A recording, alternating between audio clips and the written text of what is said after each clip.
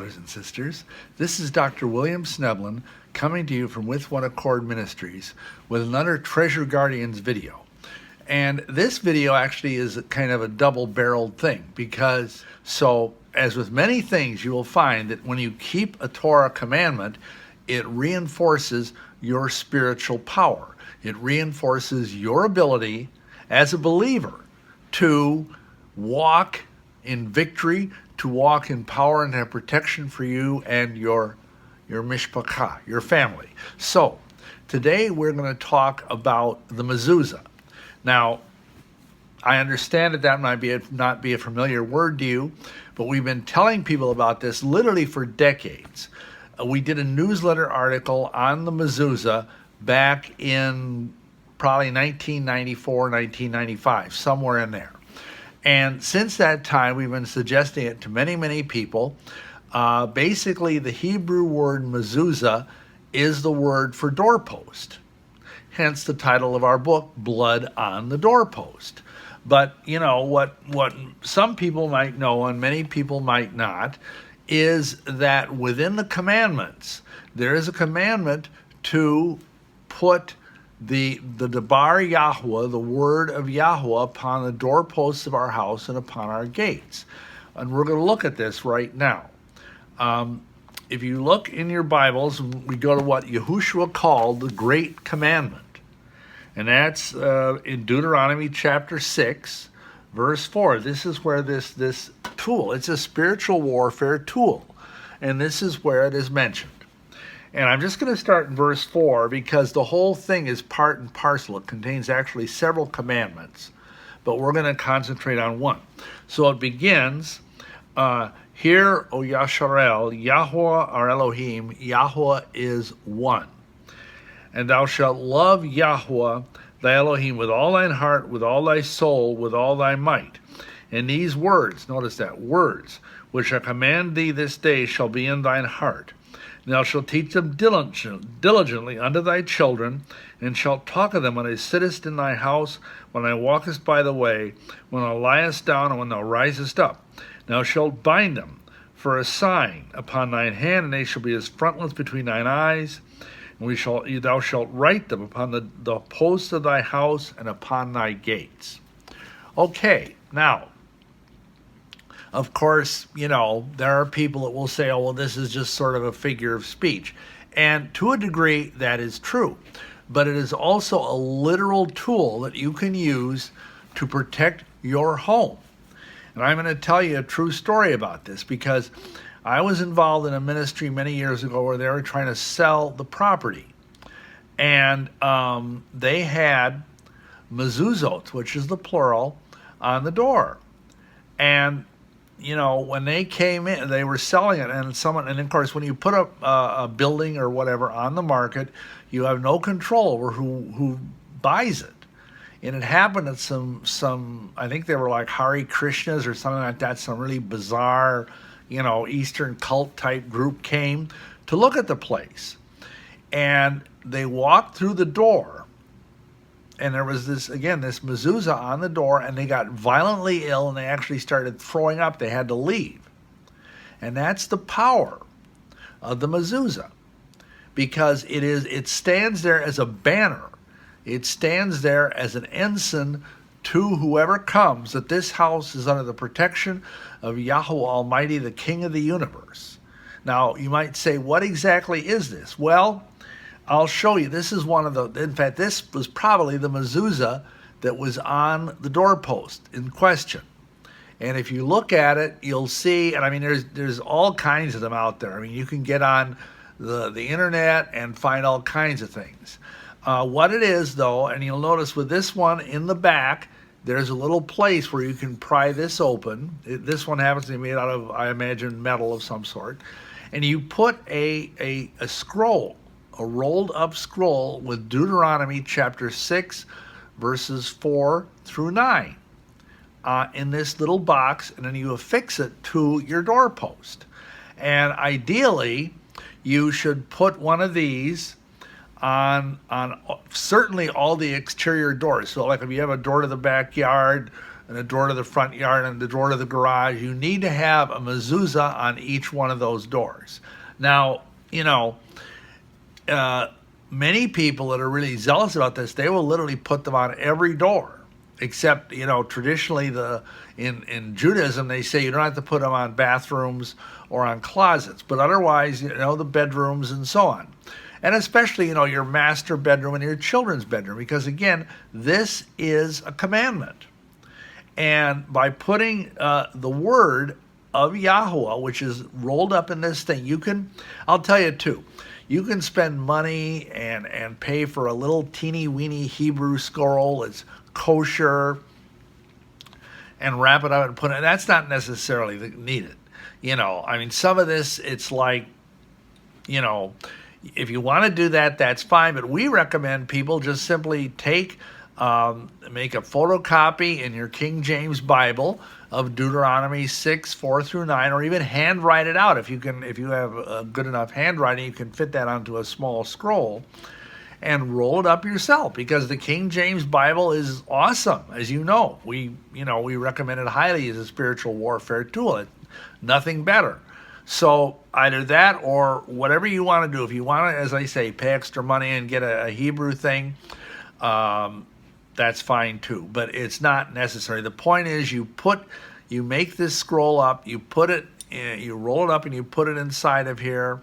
Now, let me say one other thing. If you happen to not have, a lot of extra money, and we know that people are, struggle with that, I think this thing costs $20.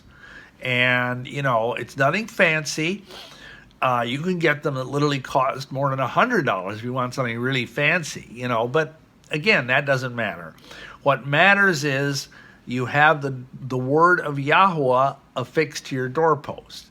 Now, what we tell people is, if you're either A, in a hurry, or B, you don't have a lot of extra money, just take the actual Bible verses I just mentioned, fold them up, put them inside of a heavier piece of paper, a different kind of paper stock that's a little heavier, cardboard, whatever, and fold it over so that it's roughly the same size as this, because you don't want something really large that's going to kind of look bizarre, So make it something relatively small, like this is probably, 3 inches at most by, 3/4 of an inch, and affix that to your house with tape. It doesn't have to be anything fancy. These are usually designed to be held in place with small nails, but maybe you don't want to do that. Let's say you're renting, so you can affix it with something else, and it's fine. And on our website, we have the prayers for how to do this. They're traditionally prayers that you say as you affix the mezuzah. And you'll notice here, I want to draw attention to one really beautiful thing. And again, if you can't afford one, it doesn't matter, but this is just kind of a little extra thing. You'll notice here, there are 3 Hebrew letters. And you will find this to be the case with most mezuzot that you buy, like from a Judaica website or from Amazon or whatever. And those letters are Shin, Daled, and Yud. Now, in English, those letters would be the sh sound, the d sound, and the I sound. And you'll notice you put those 3 letters together, they spell Shaddai. And most people are familiar with, El Shaddai. It's one of the names of Yahweh. It means the all-sufficient Elohiym. And it's a beautiful title. It's a title of great power. Now, additionally, though, it spells out an acronym. Again, Shin, Daled, Yud. And on this particular one, underneath it is the symbol of the 2 tablets of the 10 Commandments. But the Shin, Daled, Yod is an acronym that stands for Shomer Dalet Israel, which means he who guards the door of Israel. So what does this mean? What it means is that by doing this, you are placing a divine set, and it's not like there's something magical about the box, but there is power in his word. Just like we recommend to people that you have a King James Bible open in your bedroom, have one. I mean, maybe you don't have more than one, but have it open in your house somewhere so that it like literally emits powerful divine force, because it's the word which is quick and powerful and sharper than any two-edged sword. And believe me, many times I have watched evil spirits within people tremble, literally tremble, when I open my authorized version, my King James Bible, because they know the power of his word. So by doing this, you are placing a divine sentinel in the seal of heaven's promise that they will watch over your home, and they will prevent evil from coming in that door to a degree. I mean, obviously, there's always going to be times when that doesn't work for whatever reason. Perhaps there's sin. Somebody in the home is committing sin. There's different things, but it's an added thing that will protect your home. But again, it's part of the faith walk. You have to also have faith in Yahweh and keep his commandments. This isn't like a magical talisman. It is literally something that is commanded in the word. I read you the passage, but I want to take it a little deeper, because there's a deeper meaning to all this. And you'll notice here, if you look at the passage, it says, "Thou shalt write them on the doorposts of your house and on thy gates." Now, of course, nowadays, most people don't have gates in the sense that they have a physical, if maybe they're wealthy people or whatever, they have a gate. But most people don't have that. But it may have been more common back in the days of ancient Israel. But there's a deeper meaning to this, because the word there for gate is shor. S-H-O-R, roughly, and a shorim is the plural. And essentially, there's another way of looking at this, which is that you, as a human being, have gates, because this is your bite. This is your house. You live here. It's your temple. If you're a born-again believer, this is the temple of the set-apart spirit, the Ruach. It's your home. While you're here on the earth, this body is your home. And this home has gates. Now think about it. You have your eyes, you have your ears, you have your nose, you have your mouth. Additionally, you have your generative organs. All of these are gates. And you need to guard those gates, just like you have to guard your physical door. You don't want to throw open your door, especially at night, again, depending on what kind of a neighborhood you're in, because someone might break in to steal, kill, and destroy. In the same way, you need to guard your spiritual gates, your eyes, your nose, your mouth, and your ears. And what does that mean practically? Well, it means we should be careful not to look at anything that is not set apart. The most obvious example comes to mind is pornography or occult movies or junk like that, and Yah knows there's plenty of that out there. You can't even hardly, look at television anymore or a movie without running into something that's, at least, soft-core pornography, which is horrible. But you need to guard these eyes. And in terms of your ears, you need to guard your ears so you do not hear, reviling of the name of Yahweh, blasphemy, taking the name of his name in vain, or even, lashon hara, gossip, evil speaking. You want to avoid that as well. Where people are telling tales or spreading malicious lies about people. That, again, is a sin. You need to avoid that. In the same way with your mouth, you need to avoid taking unclean things into your mouth. Like pork, shellfish, unclean foods, things of that nature. And again, the nose, not quite so much, except that there are some people who get, kind of romantically, shall we say, stimulated by perfumes and colognes and stuff like that. And and you know this about yourself. I mean, if you happen to be, there's different people that function in different ways with their nose. And if you're one of these people that kind of gets, turned on a little by smelling perfume, because a lot of perfumes, especially more expensive ones, they have pheromones in them, which are chemicals the body produces to cause sexual arousal. And that's why people pay good money for this stinkum, which we don't even recommend. Neither Mary or I have worn perfume forever. We recommend using essential oils if you want to have some kind of fragrance like that. So anyway, and then the other thing, of course, is you need to guard your genital organs, that they aren't used in any way that is unset apart. If you're married, obviously you need to only, have conjugal relations with your bride or your groom, your husband or wife.